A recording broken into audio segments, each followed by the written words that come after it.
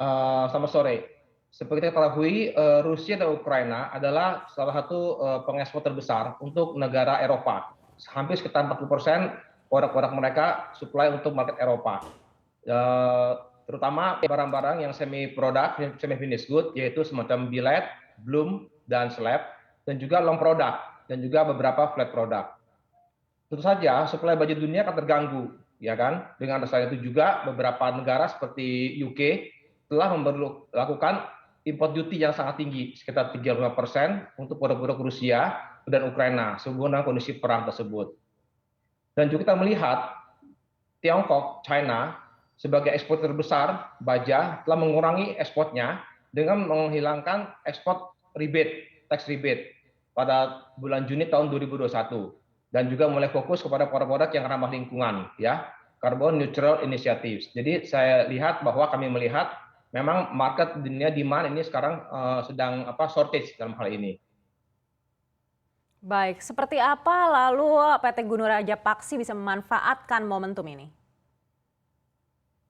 Ya, terima kasih. Pada saat ini kita melihat bahwa supply untuk demand untuk di market memang sekarang untuk Eropa kami melihat ada beberapa konteks mengenai kriteria spesifikasi ya yang untuk kita akan supply dan mereka lebih banyak membeli produk-produk yang semi finish good yaitu slab dan billet dan bloom. Sedangkan produk kami lebih banyak kepada produk-produk yang sifatnya finish good. Kalau kita lihat data I Asia, data terbesar saat ini adalah untuk hot rolled coil, kemudian cold rolled coil CRC, kemudian juga untuk wire rod dan baja lembaran ya plate. Nah itu adalah tiga atau empat produk yang benar-benar yang disuplai untuk ke market ekspor dalam hal ini. Baik, negara mana di luar negeri mungkin yang menerima produk Indonesia paling banyak? Untuk saat ini negara ASEAN adalah terbesar dan juga untuk Australia, New Zealand dan termasuk beberapa negara di Eropa dan Amerika. Seperti kami di GRP bulan lalu ada ekspor juga untuk produk welded beam ke Amerika untuk produk otomotif untuk pembangunan pabrik otomotif di sana. Dan juga untuk Australia kami rutin untuk ekspor ke negara Australia di mana saat ini Australia sudah mengembangkan produk-produk yang sifatnya ramah lingkungan, yaitu untuk green building. Seperti mereka akan mengisyaratkan mengenai produk-produk yang label, mempunyai sertifikasi label APD, Environmental Product Declaration, di mana semua negara eksportir harus memenuhi produk-produk besi baja yang ramah lingkungan.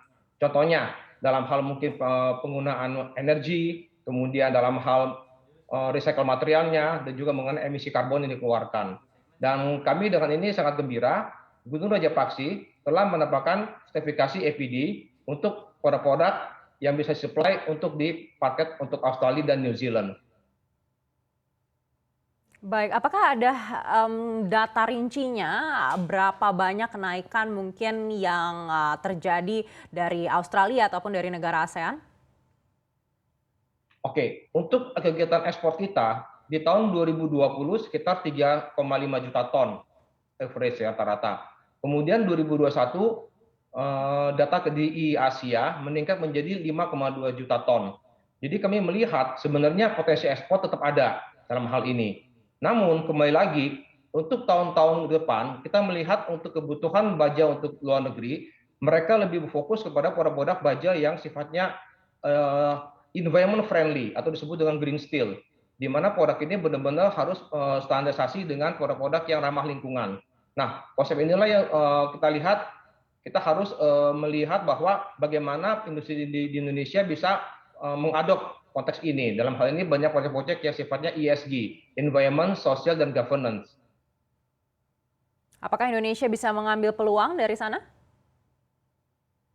Harusnya bisa, Bu. Karena sekarang ini konsep ini yang sekarang kita tidak belum baru, dalam hal ini baru untuk aplikasi di Indonesia dan konteks-konteks yang low carbon, decarbonization, low carbon emission ini sekarang sedang ngetren di pasar-pasar Eropa dan Amerika. Jadi bagaimana kita bisa menyikapi dalam hal ini industri dalam negeri untuk bisa masuk dalam pasar Eropa atau Amerika tersebut.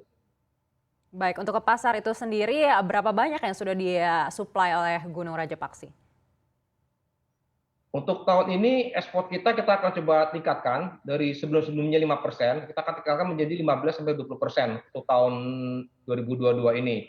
Tentu saja kita mengharapkan kedepannya akan lebih lebih tinggi karena ini sekarang shortage daripada pemakaian besi baja di dunia sekarang kan sedang mengalami shortage ya. Jadi saya pikir kita punya peluang dalam hal ini ASEAN atau Indonesia punya peluang untuk support ke sana.